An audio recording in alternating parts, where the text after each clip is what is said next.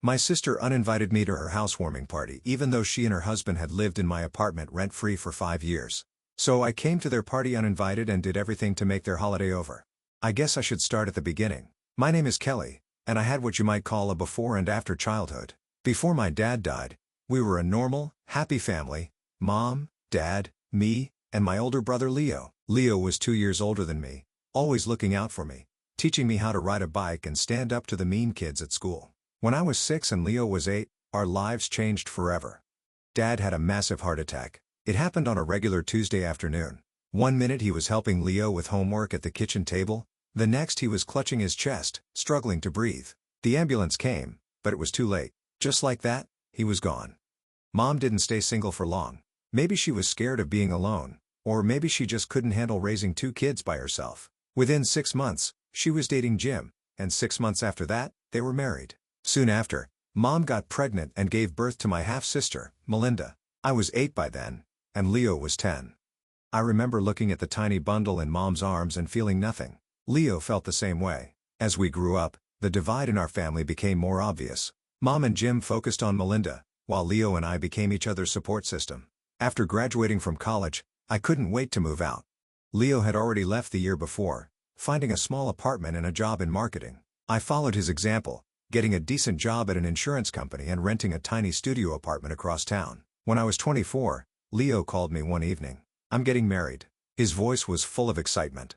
"That's amazing," I squealed. Leo had been dating Diane for almost 2 years, and she was perfect for him, kind, smart, and she made my brother happier than I'd seen him since before Dad died. That same year, more news came, but not the good kind. Grandma Rose, Dad's mother, passed away unexpectedly. She'd always been our connection to Dad after he died, telling us stories about him as a kid and keeping his memory alive.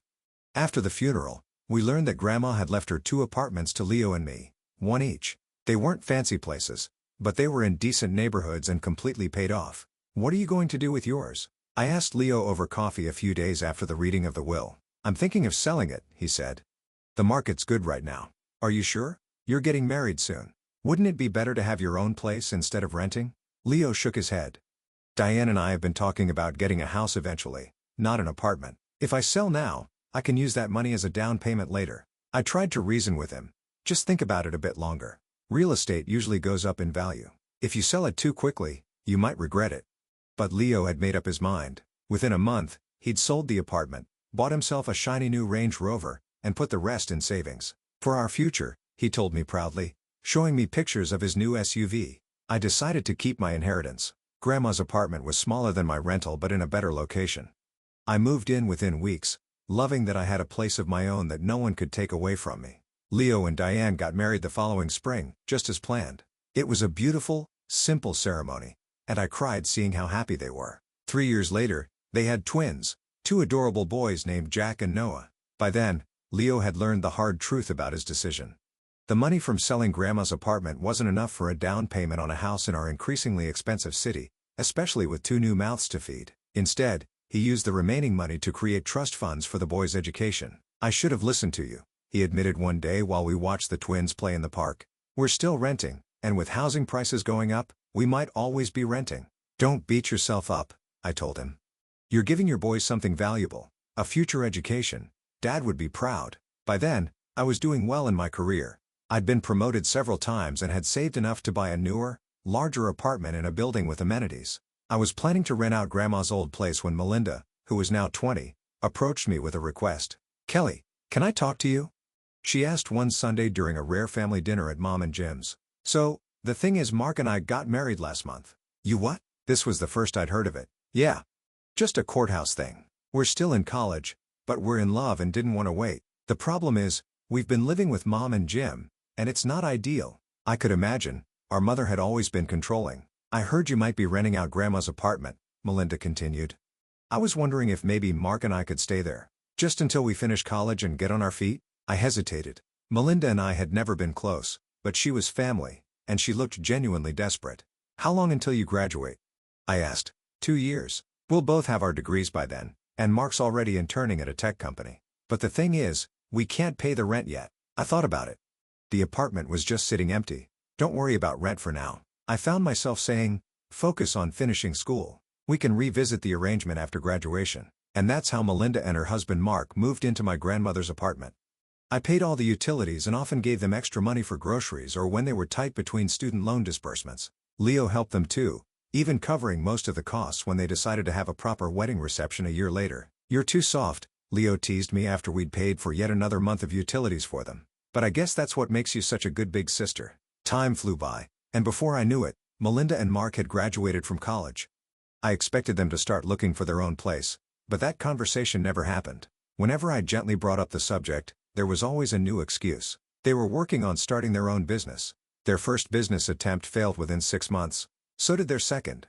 And their third. Each time, they'd come up with an elaborate new plan, and each time it would fall apart before gaining any traction. Meanwhile, they continued living rent-free in my apartment, with me covering all the utilities.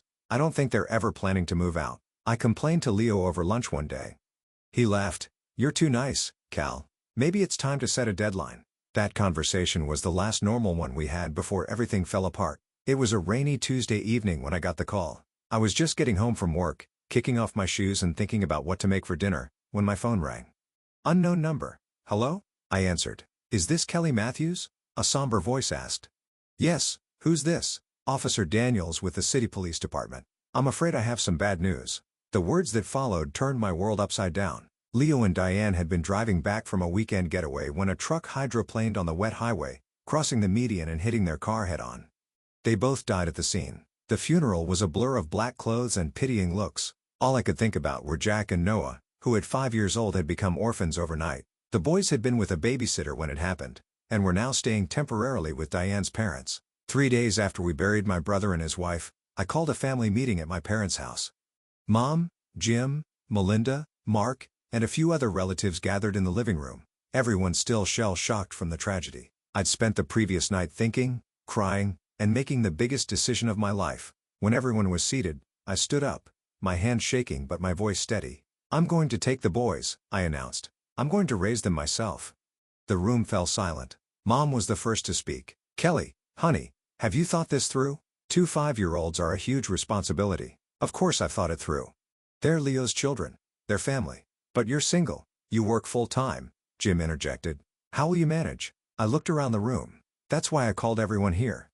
I'm not saying I can do this entirely alone. I'll need help, occasional babysitting, maybe financial support sometimes, emotional support definitely." I expected nods of agreement, offers of assistance. Instead, I was met with uncomfortable silence and averted gazes. "Your father and I are getting older," Mom finally said.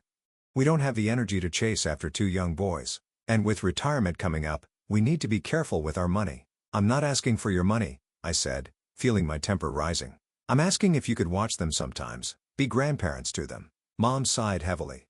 "Kelly, I think you're being impulsive. Of course we'll visit the boys, but you shouldn't count on us for regular childcare. You'll need to hire a babysitter." I turned to Melinda, hoping for support from my sister. Her response shocked me even more. "Maybe you should consider giving them up for adoption," she said quietly. "To a family that's prepared for kids. These children are causing problems for everyone." I grabbed my purse and jacket. "If none of you want to help, fine, I'll do it myself." I stormed out, slamming the door behind me. In my car, I sat shaking with rage and grief, wondering how my family could be so cold. Leo would have done anything for any of us, and now no one was willing to step up for his children. That night, I made calls to daycares and after-school programs. I researched babysitters and adjusted my budget to account for 2 children. I cleared out my spare bedroom and ordered bunk beds, dressers, and toys. I contacted a lawyer about becoming the boys' legal guardian. A week later, I visited Melinda and Mark at my apartment. I'd calmed down enough to have a rational conversation, or so I thought. "I'm going to need to rent out this apartment," I said, sitting at the kitchen table I'd bought for them 2 years prior. "The boys need childcare, and it's expensive. The rental income would help cover those costs." Melinda's face flushed red. "You're kicking us out? Are you serious?" "I'm giving you 2 months to find another place," I said calmly. "That's plenty of time. We can't afford another place. Our business is just starting to get traction." "It's been 5 years, Melinda. You've been living here rent-free for 5 years. I paid every utility bill, given you money for groceries, helped you when your car broke down." "So what?" "We should be grateful," she snapped. "Yes, actually, you should. But more importantly, you should understand that circumstances have changed. I have 2 children to support now." Melinda crossed her arms. "This is bullshit. You're choosing those kids over your own sister. I stood up, done with the conversation. I'm choosing my family. Leo would have done the same for me. I headed for the door. 2 months. Melinda, find another place. The following days brought a flood of angry texts and emails from both Melinda and my mother. Melinda insisted I was making a terrible mistake, that the boys would be better off with a real family, whatever that meant. My mother's messages were even worse. You've lost your mind, she wrote, throwing your sister out on the street for 2 children. If you want to play martyr, fine, but don't expect anyone else to sacrifice for your choices. That one hurt, but I stood my ground. I'm not throwing her out on the street. I'm asking her to finally take responsibility for herself and pay for her own housing, like every other adult. I'm using my own resources to care for Leo's children, not asking Melinda to solve my problems. Mom's final email was brief. Do what you want. Don't contact me again. And just like that, I lost not only my brother but the rest of my family too. All because I refused to abandon 2 innocent children who had already lost everything. True to my word, I gave Melinda and Mark 2 months to find a new place. When the deadline arrived, they moved out, but not without a final act of spite. They left my apartment in complete chaos. Garbage piled up, stains on the carpet, holes in the walls, and even a broken bathroom sink. When I walked in after they'd gone, I just stood in the doorway, stunned. The place I'd worked so hard to maintain looked like a war zone. I could have called Melinda and yelled at her, but what was the point? Instead, I hired cleaners, scheduled repairs, and painted the walls myself over a long weekend. Within 2 weeks, the apartment was ready to rent. Finding tenants was surprisingly easy. The monthly rent became my lifeline, helping cover the cost of after-school care and the weekend babysitter I needed when I had to work overtime. Meanwhile, Jack and Noah moved in with me. The transition wasn't easy. They cried for their parents, had nightmares, and sometimes acted out at school.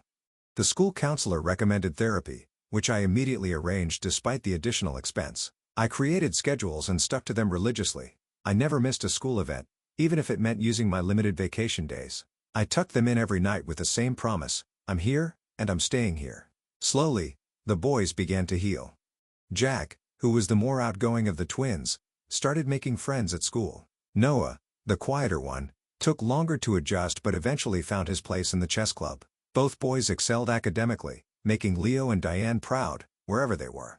Nobody from my family offered to help. Mom and Jim didn't call, not even to check on their grandchildren.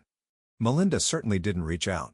The only support came from Diane's parents, who were elderly and lived 3 hours away but still managed to send small checks from their pension every month. Life fell into a new rhythm. My days became a carefully choreographed dance of work meetings, school pickups, homework supervision, and bedtime stories. I learned to cook meals that both boys would eat, to referee their occasional fights, to kiss scraped knees and mend torn jeans. About a year after Melinda moved out, I started hearing rumors through mutual acquaintances. Apparently, my sister and Mark had finally launched a successful business, a consulting firm that was quickly gaining clients. Your mom gave them some startup money, my cousin told me over coffee one day. But most of it came from some investor friend of Mark's from college. I nodded, genuinely happy for them despite everything. Good for them. I always knew they could succeed if they applied themselves. What I didn't say was how hurtful it was that my mother, who claimed to have no money to help with her own grandchildren, had found funds to support Melinda's business venture. More time passed. The boys turned 7, then 8. I got promoted at work, which meant longer hours but better pay and more flexibility. We moved to a slightly larger apartment with a small yard where the boys could play. Life was challenging but good. Then came the call that would upend everything again. It was my uncle, my father's brother, who rarely got involved in family drama. "Kelly, are you going to Melinda's housewarming on Saturday?" he asked. She and Mark bought a house in Oakwood Estates. I was genuinely confused. "Uncle Dave, I haven't spoken to Melinda in almost 2 years. I didn't even know they bought a house." My uncle cleared his throat uncomfortably. "There's something else you should know. Melinda's been telling people a different version of what happened between you two." "What do you mean?" "She says you kicked her out without warning, that you've become greedy and money-obsessed, and that you only took Leo's boys for financial gain, to get access to his property and money." My blood ran cold. That's absurd. Leo didn't have any property. The only money was in those education funds, which I can't even touch. "I know, Kelly, I never believed it, but others might not know the full story." After we hung up, I paced my living room, furious. Not only had my sister lied about me, but she'd implied I was using Leo's death and his children for my own benefit. It was beyond cruel. It was character assassination. I had 2 choices. I could ignore it and hope people saw through her lies, or I could confront her directly and set the record straight. The old Kelly might have chosen the first option.